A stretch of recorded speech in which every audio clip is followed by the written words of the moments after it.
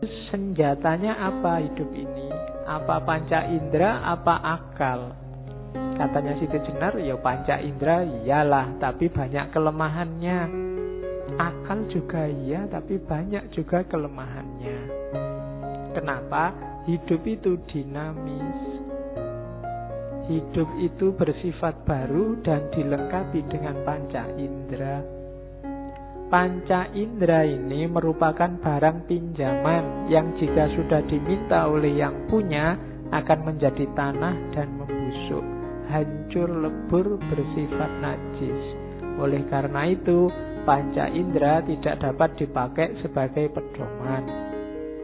Yang kamu lihat hari ini cakep, percayalah tidak akan bertahan lama. 20, 30, 40 tahun lagi insya Allah sudah selesai cakepnya. Yang kamu lihat hari ini indah juga tidak akan tahan lama. Semuanya ada batasnya. Telinga juga begitu. Sekuat-kuatnya pendengaranmu, ya, pada titik tertentu akan berkurang fungsinya. Gigi, hidung, ya kan? Gigimu mungkin kamu masih muda, giginya masih kuat-kuat. Sebentar lagi goyang satu demi satu. Sekarang masih kuat makan daging, besok cuma kuatnya makan agar-agar. Kenapa? Giginya mulai rontok. Dulu waktu kamu pramukaan zaman aliyah, zaman sanawiyah, jalan berkilo-kilo santai ketawa-ketawa. Sekarang naik sepeda ontel dari sini sampai UIN sana sudah tobat-tobat. Kenapa? Ya diakui aja sudah yang namanya jasmani panca indera itu semakin susut kekuatannya. Terus lah kalau akal gimana? Demikian pula budi, pikiran, angan-angan dan kesadaran yang berasal panca indera tidak dapat dipakai pegangan hidup karena tadi ya tidak abadi. Akal juga begitu. Akal dapat menjadi gila, sedih, bingung, lupa, tidak jujur. Akal itu pula yang siang malam mengajak dengki, bahkan merusak kebahagiaan orang lain.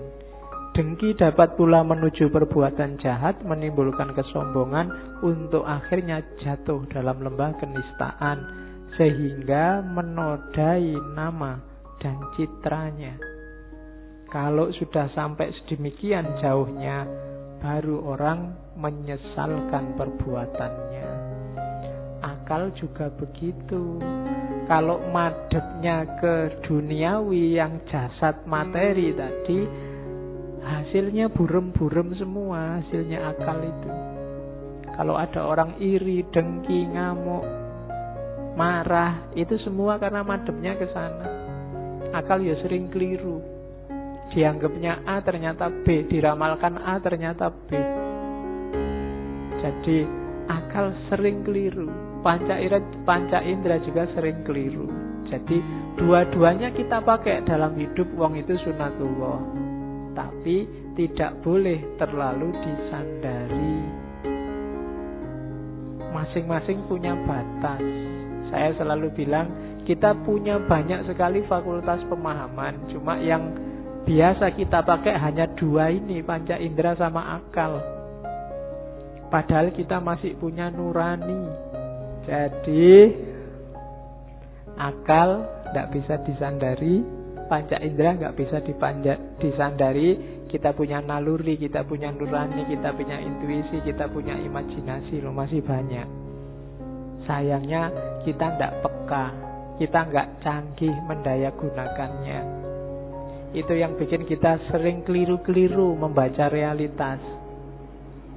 Membaca Ahok itu harusnya pakai panca indera, pakai akal, pakai nurani, pakai naluri, pakai nas apa pakai apa. Membaca HTI itu yang sekarang ruwet itu harusnya pakai hukum apa pakai akal, apa pakai nurani, apa pakai naluri, apa pakai intuisi, apa nunggu ilham dulu dan seterusnya. Kita tidak canggih di bidang itu.